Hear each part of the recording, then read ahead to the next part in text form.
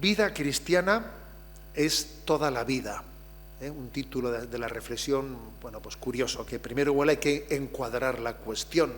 ¿A qué se refiere eso de vida cristiana es toda la vida?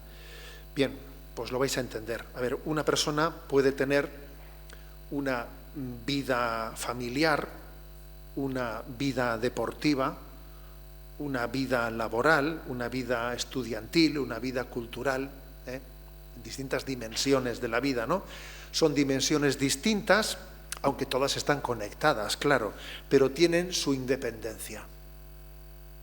Tiene su independencia. Ahora yo me pregunto, ¿pasa lo mismo con respecto a la vida, a la espiritualidad cristiana? ¿Pasa lo mismo, que es un capítulo más dentro de la vida? ¿Sería correcto plantear la vida espiritual como una dimensión más, aparte de la laboral, la deportiva y la vida espiritual? ¿Sería correcto? ¿Es un capítulo más entre tantos? Lo pregunto de otra manera. ¿La vida espiritual se circunscribe a la asistencia a misa, a las oraciones de la mañana y de la noche, a mi reunión con el grupo cristiano, a la lectura del Evangelio? ¿Ya lo que está fuera de eso ya no es vida espiritual? Pues hombre, pues la respuesta es un no rotundo. No, eso no es así. La vida espiritual no es un capítulo más, sino que es algo que lo impregna todo, ¿no? La vida espiritual no es sino el conjunto de la vida, porque vida no hay más que una, laboral, estudiantil, deportiva, política, lo que sea, ¿no? Pero vivida en el seguimiento a Jesucristo. Porque un deportista sigue a Jesucristo, y vaya si algunos lo han testimoniado últimamente, por cierto, porque un trabajador da gloria a Dios en su trabajo. Y por lo tanto, o sea, la vida espiritual es el conjunto de mi vida, pero descubriendo en ella el seguimiento a Jesucristo y asistida, por lo tanto, por el Espíritu Santo. Porque el Espíritu Santo me asiste en todo, en mi amistad, en mi trabajo, en mi noviazgo, en lo que sea. Lo contrario es una espiritualidad desencarnada, desencarnada, aquella que no impregna toda la vida. Entonces, a ver, la clave de esto que estamos planteando aquí, la clave está en que Jesucristo lo hace todo nuevo. Mis relaciones familiares, mi trabajo, el deporte, mi presencia en la política. Jesucristo lo hace todo nuevo. Una espiritualidad cristiana bien entendida esto lo descubre. Y para entender esto, nos tenemos que caer en cuenta, ¿no?, de que es que en realidad todas las dimensiones de la vida han estado afectadas por el pecado. El pecado ha afectado a todo.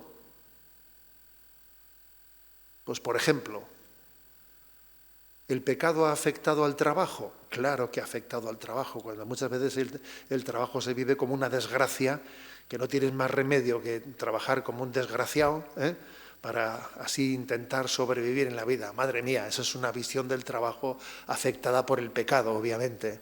¿Qué es el trabajo? Una desgracia por la que tienes que pasar para intentar subsistir.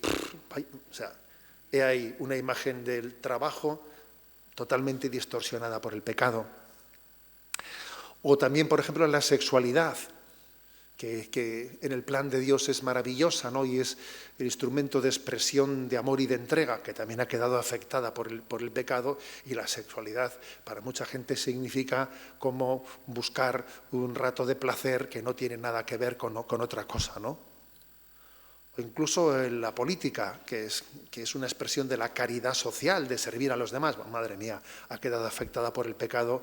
No quiero hablar de la actualidad porque, en fin, no sé, O sea, en fin, todas las realidades de la vida han quedado afectadas por el pecado. Hasta el deporte, que también en el deporte viene la obsesión y el dopaje. Y a ver si yo, ahora que, porque tengo que ganar, si no gano he fracasado. O sea, se convierte en una idolatría. Todas las realidades han quedado afectadas por el pecado. Pero es que la redención de Jesucristo lo alcanza todo. Si el pecado ha afectado al conjunto de nuestra vida, la redención de Jesucristo lo alcanza todo. La redención de Jesucristo no se limita a redimir el interior del corazón, sino quiere redimir todo el cosmos. Hay un texto de San Pablo, Efesios 1:10, que dice: este es el plan que habría proyectado realizar por Cristo cuando llegase el momento culminante, recapitular en Cristo todas las cosas. Qué curioso. El plan de Dios es que toda la vida, toda la historia, todas las realidades laborales, económicas, estén recapituladas en Cristo. Qué expresión, ¿eh? Qué expresión. Este era el plan de Dios, recapitular todo en Cristo. ¿Qué significa eso de recapitular? Igual se puede entender mal, porque alguno puede entender es como ponerle una guinda. Aquí hay un pastel y encima del pastel le pongo una guinda, ¿no? No, pero eso sería como si la espiritualidad fuese un añadido de adorno que le pongo yo a las cosas. Mi trabajo es pagano, solo que al principio rezo una Ave María. A ver, un momento. Entonces, eso es una guinda de adorno, pero mi trabajo es pagano. Recapitular todo en Cristo no es poner una guinda para que adorne, sino que es que todo sea vivido desde el Espíritu de Jesucristo, ¿no? Y además, esto es necesario porque es que, dice Chesterton, ¿no? Quitad lo sobrenatural y no os vais a encontrar con lo natural, sino con lo antinatural. Que es una expresión potentísima de Chesterton, ¿no? En la que se subraya que si Cristo no está presente es que degeneramos. Sin Cristo el hombre no es que viva en un nivel natural, es que vive en un nivel antinatural, porque el pecado nos arrastra, ¿no? Nos arrastra. O sea, que no es que únicamente que quiero ponerle una guinda para adornar y para que quede bonito rezar en Ave María. No, es que sin Jesucristo degeneramos en lo que significa el trabajo, en lo que significa las amistades, en lo que es la sexualidad, en lo que es la política. Si quitamos lo sobrenatural que es Cristo, nos encontramos con lo antinatural. Y a los hechos me remito, porque es que lo vemos en el día a día. Vemos lo que pasa pues, en el trabajo, vemos lo que pasa pues, en la familia, que se rompe, vemos lo que pasa con la sexualidad, vemos lo que pasa. Dice el Concilio Vaticano II en Gaudium et Spes: el misterio del hombre solo se esclarece a la luz del Verbo encarnado. Solo a la luz de Jesús el hombre se entiende a sí mismo. Entonces, nosotros creemos que Jesús es el Redentor y que Él hace todas las cosas nuevas. Como dice Apocalipsis 21:5. Mira cómo hago nuevas todas las cosas, y hago nuevo el trabajo, y hago nueva la amistad, y hago nueva la familia, y hago nueva la sexualidad. Jesús lo hace todo nuevo, todo está cristificado, recapitulado en Cristo. Cuando no se entiende esto, ¿qué pasa?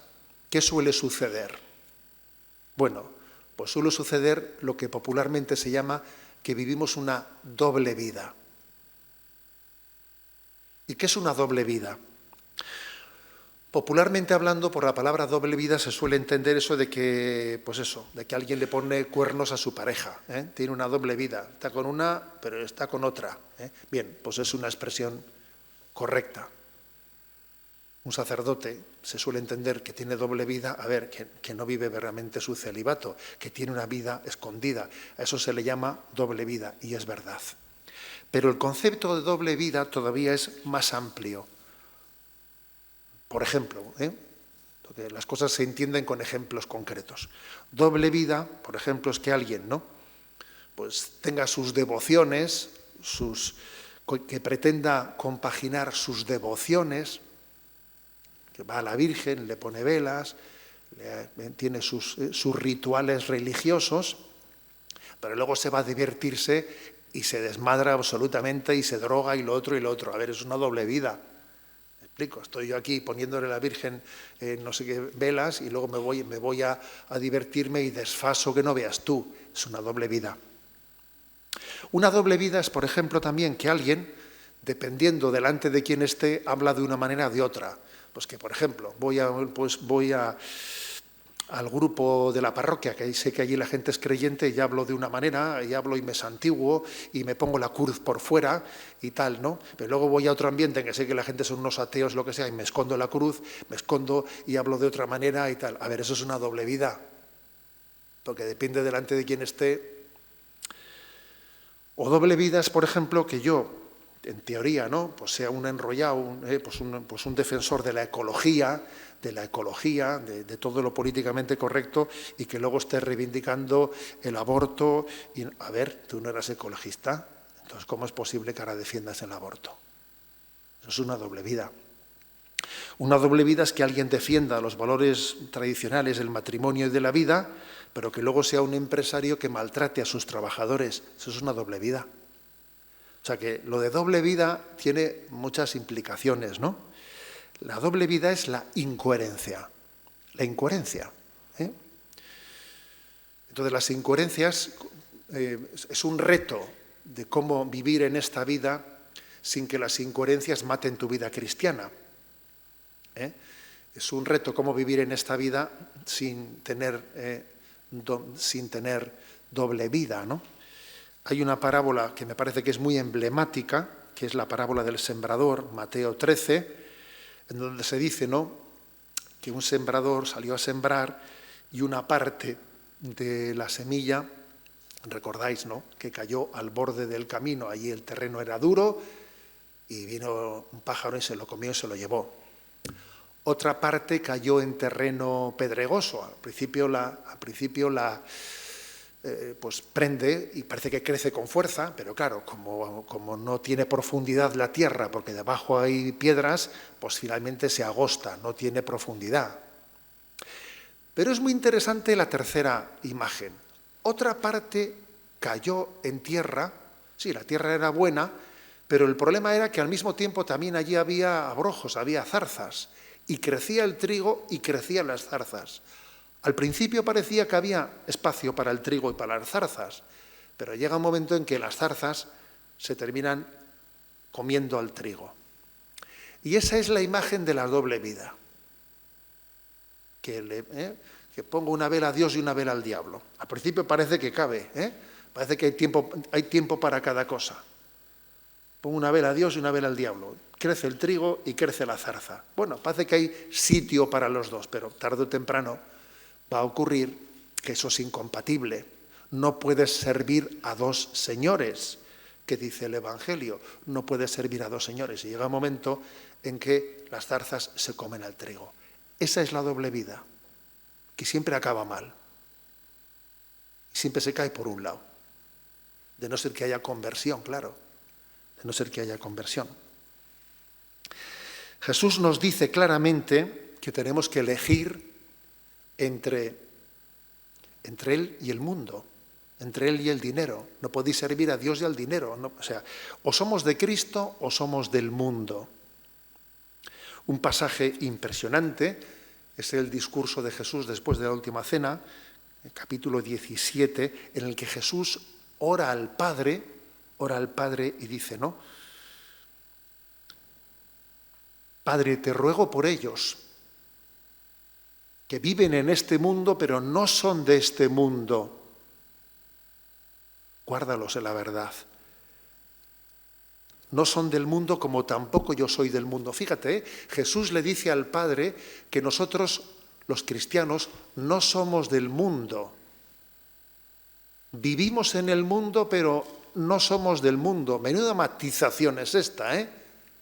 Una matización potente. Un cristiano vive en el mundo, pero no es del mundo. Y Jesús le pide al Padre para que el mundo no nos coma, para que no nos mundanicemos. Y entonces uno descubre que hay dos conceptos distintos dentro del término mundo. El mundo puede significar dos cosas distintas en la propia Sagrada Escritura. El mundo significa, por una parte, el cosmos. Dios creó el mundo y vio que todo era bueno. O sea, ese es un sentido de la palabra mundo, un sentido positivo, por supuesto. Dios creó el mundo, todo lo creado por Dios es bueno. Está lleno de bondad, de hermosura. Bien, pero hay otro sentido negativo, que es al que se refiere aquí Jesús, ¿eh? El mundo pecador que da la espalda a Dios, la mundanidad que me arrastra al pecado. La mundanidad, el mundo, ejerce una influencia negativa para apartar a los hombres de Dios. Y en ese sentido dice Jesús que nosotros no somos del mundo. Vivimos en el mundo, pero no somos del mundo. Somos ciudadanos del cielo. O si queréis, mantenemos una doble ciudadanía, de vivir aquí, pero yo sé que mi corazón está allá, que está allá. Esto tiene consecuencias muy claras, ¿no? Que hay que saber conjugar esto de la doble ciudadanía de aquí y del cielo. Os pongo algunos ejemplos concretos. Estamos, ¿no?, llamados a impregnar el mundo de Cristo, pero al mismo tiempo estamos llamados a mantener las distancias con la mundanidad que ha dado la espalda a Dios para que no nos coma. Es una postura que hay que... Sí, yo estoy llamado a insertarme en el mundo, pero por otra parte, ten cuidado, chaval, que tienes que mantener una distancia con el mundo para que no te coma. Por ejemplo, yo intento ayudar a mis amigos a que se acerquen a Dios, pero al mismo tiempo me aparto de mis amigos cuando veo que están desfasando y que yo ahí estoy sobrando. Por poner un ejemplo. Porque sí, yo tengo que ayudar, pero veo que aquí ya estoy sobrando. Veo que aquí hay un ambiente en el que la gente, por poner un ejemplo, se va a drogar. Yo aquí ya no, o sea, mi presencia no es un signo, casi va a ser manipulada. Yo aquí estoy sobrando. O sea, acercarnos al mundo para ayudarlo a cristificarse, pero al mismo tiempo tener clara que nosotros tenemos que marcar la distancia para no mundanizarnos, para no ser fagocitados, ¿no?, por el mundo. Podemos poner infinidad de ejemplos concretos. Por ejemplo, yo me acerco a un partido político intentando también ayudar para que se inspire en unos principios desde mi aportación. Pero luego llega un momento que digo, un momento, a ver, aquí pues este partido político está en el fondo, ¿no?, defendiendo de una manera solemne pues principios absolutamente contrarios a la ética cristiana, y yo aquí lo propio es que me largue y me vaya de aquí, porque si sigo aquí parece que estoy apoyando esto. O sea, que uno tiene que acercarse para intentar inspirar, pero al mismo tiempo tomar la distancia necesaria para no ser mundanizado, ¿no?, o atrapado por el mundo. El ideal es vivir en el mundo sin ser del mundo. Hay un texto emblemático en la patrología, en los padres de la Iglesia, que es del siglo II, ni más ni menos, del año 158. Esto que os voy a leer ahora es del año 158. Fíjate tú, que estamos en el 2024. Pues en el año 158 se escribió un texto que se llama la Carta a Diogneto, en la que se trata de un breve tratado apologético dirigido a un tal Diogneto, que no tenemos ni idea de quién era, que al parecer había preguntado acerca de cosas que le llamaban la atención de los cristianos, que entonces eran mal vistos en el Imperio Romano, incluso se les perseguía por temporadas. Hasta que el Imperio Romano se hizo cristiano, pues allí había persecuciones muy fuertes a los cristianos, ¿no?, como las de Diocleciano, etc. Entonces este Diogneto pregunta por los cristianos, y alguien le da, alguien que obviamente tiene un alma cristiana y entiende el cristianismo, le da esta respuesta. Los cristianos no se distinguen de los demás hombres ni por el lugar en el que viven, ni por su lenguaje, ni por sus costumbres. Ellos, en efecto, no tienen ciudades propias, ni utilizan un hablar insólito, ni llevan un género de vida distinto. Viven en ciudades griegas y bárbaras, según les cupo en suerte. Siguen las costumbres de los habitantes del país, tanto en el vestir como en todo su estilo de vida, y sin embargo dan muestras de un tenor de vida admirable y a juicio de todos increíble. Habitan en su propia patria, pero como forasteros. Toman parte en todo como ciudadanos, pero lo soportan todo como extranjeros. Toda tierra extraña es patria para ellos, pero están en toda patria como en tierra extraña. Igual que todos se casan y engendran hijos, pero no se deshacen de los hijos que conciben. Fíjate, esto está escrito en el año 158. Igual que todos se casan y engendran hijos, pero no se deshacen de los hijos que conciben. Tienen la mesa en común, pero no el lecho.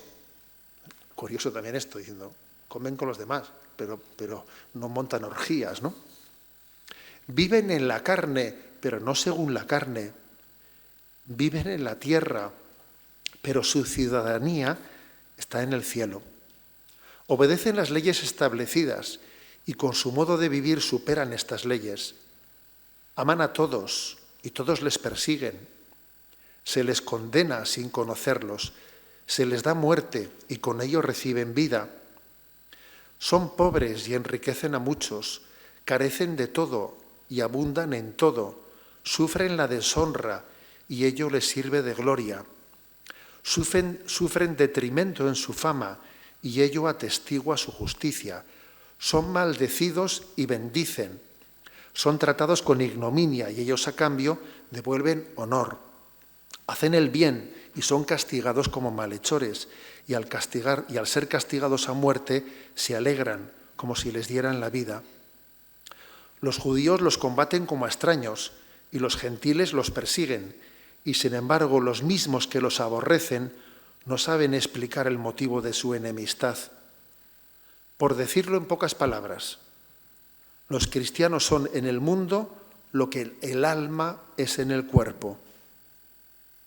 El alma, en efecto, se halla esparcida por todos los miembros del cuerpo. Así también los cristianos se encuentran dispersos por todas las ciudades del mundo. El alma habita en el cuerpo, pero no procede del cuerpo. Los cristianos viven en el mundo, pero no son del mundo. Es una carta impresionante, Una carta impresionante que termina con esta tesis. Los cristianos viven en el mundo, pero no son del mundo. Por lo tanto, ¿no? Esa reflexión que estamos persiguiendo, ¿no?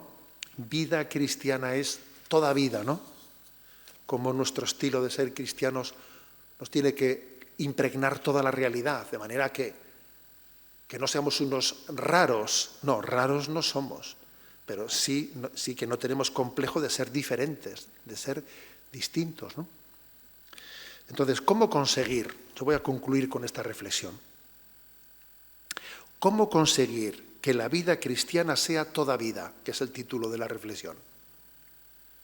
Y que no sea únicamente un capítulo aparte, que la vida cristiana es un capítulo aparte de mi vida, pero luego todo lo demás, pues ahí está, que no termina de conjugar con...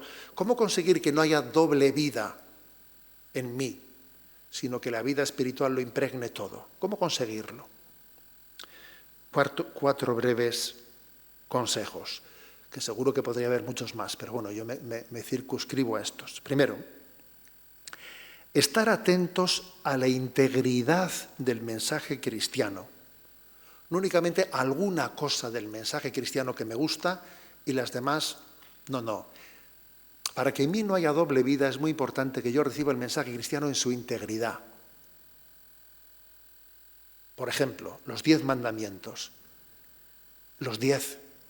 O sea, porque me acuerdo que una ocasión me dice uno, yo los mandamientos me parecen bien, pero con el 4º mandamiento no estoy muy de acuerdo, que es honrarás padre y madre, ¿no? Le dije, ¿tú tienes problemas en casa? Me dice, sí. Y dije, no me digas más. Y dices, claro, pues obviamente el mandamiento que te molesta es ese en el que tú, en el que te tienes que convertir. Como tienes que convertirte en ese mandamiento, es el mandamiento que te sobra.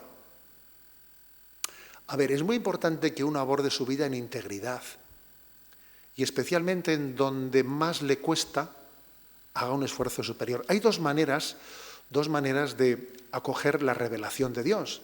Una es, pues cuando recibo o leo, ¿no?, en los evangelios o en la ley de Dios, pues algún aspecto con el que me identifico, con el que me siento muy, pues me quedo en él porque estoy muy de acuerdo con él, me identifico con él, y los demás los paso rapidito. Hay otra manera de leer la revelación, es Cuando la leo y encuentro que hay algo que no me sienta especialmente cómodo, que me mortifica, algún aspecto que sé que en él me chirría, me fijo especialmente en él, porque eso quiere decir que en mí hay una carencia que tengo que purificar. Y esta segunda forma de acoger la Sagrada Escritura o la revelación, el magisterio, es importantísima, porque de lo contrario seleccionamos cosas. Yo selecciono aspectos de la revelación, me quedo con los que más o menos me siento a gusto, hago una religión a la carta, ya, pero eso es compatible con tener doble vida, porque yo he hecho una selección de la revelación y no me he abierto plenamente, ¿no?, a la revelación de Jesucristo.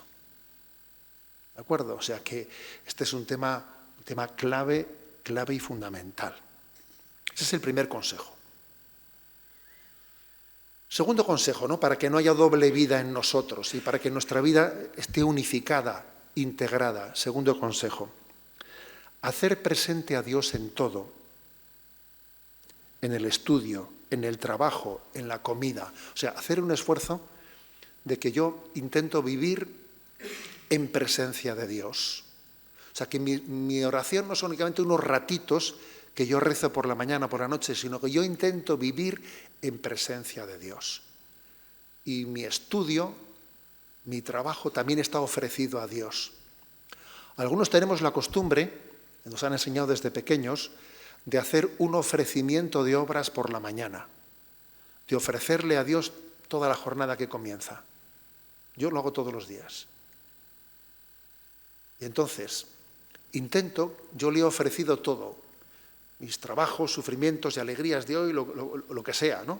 Y luego durante el día, pues lo voy actualizando. Por ejemplo, llego aquí, digo, ahora voy a cambiar. Estaba en una reunión antes, ahora paso, que han venido los de Cádiz. Qué bueno, voy a estar con los de Cádiz. Bueno, pues es un momento para actualizar y decirle a Jesús, Jesús, ayúdame a que este encuentro que vamos a tener sea un encuentro luminoso. O sea, intentar hacer presente a Dios en todas las realidades de la vida. Por ejemplo, algunos antes de estudiar ponen allí un crucifijo, le ofrecen a Jesús ese rato de estudio. Voy a estudiar 1 hora y media. Pongo un crucifijo, le hago un ofrecimiento y allá que voy. Y no me levanto del asiento porque lo he ofrecido, de no ser que haya un incendio. O sea, no estoy enseguida cambiando sino que lo ofrezco y lo... Tercer consejo, ¿no?, para no tener doble vida: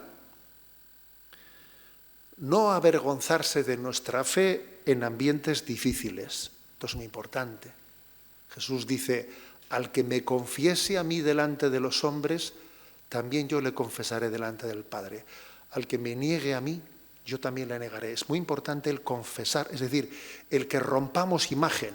Si uno no rompe imagen, ¿sabes? Si no rompe imagen, está inevitablemente con una doble vida. Y a veces, ¿sabes?, para poder romper con la doble vida, tenemos que ser fieles en conciencia y decir lo que en conciencia tenemos que decir, porque si no, la doble vida nos arrastrará siempre. Yo esto le llamo romper imagen, y a veces Dios nos pone oportunidades de romper imagen, ¿sabes?, que es clave, importantísimo, ¿no?, para que no tengamos doble vida. Y por último, ¿no?, el cuarto punto, ¿no?, ¿qué haremos, ¿no?, pues para que no exista esa doble vida? Preguntarnos mucho en nuestro acompañamiento espiritual. ¿Cómo cristificar nuestra vida? ¿Cómo hacer presente a Cristo en muchos aspectos de la vida? Por ejemplo, en mi estudio, ¿cómo estudiar bien? Hablar de eso en la dirección espiritual. ¿Cómo hago yo que mi estudio sea iluminado por Jesucristo? Porque a veces, claro, es tan distinto que yo estudie para el examen. A mí me costó esto mucho, porque yo cuando comencé a estudiar la filosofía y la teología, recuerdo que no sabía estudiar bien, que estudiaba para el examen. Y fue según iba adelante, ¿no?, en el seminario, en el que dije, ahora he empezado a gozar y a disfrutar de lo que estoy estudiando, ¿no?, de entender lo que es el regalo de la sabiduría, que llegó un momento en que ya lo del examen era lo de menos, pero para cuando llegué ahí, os aseguro que ya casi decía, me gustaría volver a repetir ahora desde el comienzo, porque lo hice muy mal al principio, ¿no? Entonces, ¿cómo aprender a estudiar buscando la sabiduría que Dios quiere darme? ¿Cómo cristificar mi trabajo en vez de estar amargado en el trabajo? Entendiendo que mi trabajo es una oportunidad que Dios me da de transformar el mundo, de aprovechar también para hacer apostolado con los demás, porque el trabajo da para muchas cosas, ¿eh? Madre mía, te da más oportunidades el trabajo. ¿Cómo cristificar el deporte? Eso también, anda que no tienes allí, en vez de sentirte un obsesivo, porque yo tengo que ganar, y si no ganas eres un fracasado. ¿Pero qué fracasado? A ver, ¿pero aquí a qué venimos? ¿Cómo cristificar el noviazgo? Ya es nada. ¿Cómo hacer que el noviazgo sea verdaderamente un tiempo en el que pongamos a Jesucristo en medio y busquemos la voluntad de Dios? ¿Cómo cristificar el ocio? Cuando yo salgo a divertirme, ¿cómo hacer que ese ocio sea sano? O sea, esto es lo que estamos planteando, ¿no? en esta reflexión de que vida cristiana es toda la vida. Es toda la vida. Y obviamente pues es un gran reto, pero el Señor nos lo quiere dar, ¿no? Que tengamos una espiritualidad verdadera, no impostada, no una guinda que yo le pongo a una vida pagana.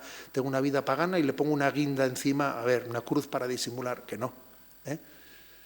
¿Cómo hacer que esa voluntad que tiene Cristo de enviarnos su Espíritu y que lo impregne todo y lo transforme todo pueda acontecer en nuestra vida?